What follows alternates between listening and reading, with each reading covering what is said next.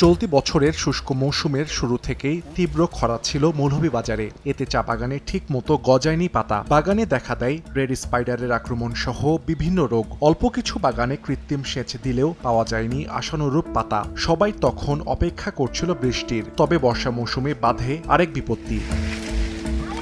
চায়ের সঠিক উৎপাদনের জন্য ২১ থেকে ২৫ ডিগ্রি সেলসিয়াস তাপমাত্রা এবং রাতে সহনীয় পর্যায়ে বৃষ্টির প্রয়োজন। অথচ আবহাওয়া অফিসের তথ্য মতে চলতি বছর মে মাসে ৭০৬ মিলিমিটার, জুনের ৭৭২ মিলিমিটার ও চলতি জুলাই মাসের প্রথম সপ্তাহে ১৩০ মিলিমিটার বৃষ্টিপাত রেকর্ড করা হয়। আর তাপমাত্রা ওঠানামা করছে ৩৭ থেকে ৩৮ ডিগ্রি সেলসিয়াসের মধ্যে। এ কারণে বাধাপ্রাপ্ত হচ্ছে স্বাভাবিক উৎপাদন। পাশাপাশি পাতা সঠিক সময়ে উত্তোলন না হওয়াতে কমছে চা পাতার গুণগত মান। রোদের কারণে আমাদের পাতা হচ্ছে না। ওষুধ তারা দিয়ে যাচ্ছে, তো বৃষ্টির কারণে তো ওষুধ তো চলে যাচ্ছে পানিতে। ৬ কেজি ৭ কেজি এমনি হয় পাতি সারাদিনে। যে ধরনের বৃষ্টিপাত তাপমাত্রা দরকার হয়, তো স্বাভাবিকের চেয়ে বেশি হলে সেটা তো অবশ্যই ক্ষতিগ্রস্ত হতে পারে। ব্যবসায়ীরা বলছেন চায়ের গুণগত মান কমে যাওয়ায় দামও কমে গেছে। এই শিল্পকে টিকিয়ে রাখতে সরকারি সহায়তার বিকল্প নেই বলে জানান সংশ্লিষ্টরা। অর্ধেক পাউডারে দ্বিগুণ উজ্জ্বলতা।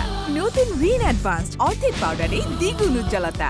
প্রাইসও ধীরে ধীরে প্রত্যেক মার্কেটে এখন দেখা যায় চায়ের কোয়ালিটির উপর ডিপেন্ড করে রেট কমতেছে। গত বছর আমরা প্রয়োজনীয় মূল্য পাই নাই, এইবারও আমরা আশঙ্কা করছি যে চায় আমরা উৎপাদন মূল্য তুলে আনতে পারবো করে আমার মনে হয় না। আর ভর্তুকি মূল্যে সেচ সুবিধার দাবি টি অ্যাসোসিয়েশনের। ইরিগেশন ফেসিলিটি বাড়াতে হবে, বাট অ্যাক্সেস রেটের জন্য ড্রেনেজ সিস্টেমটা আমাদের ইমপ্রুভ করতে হবে।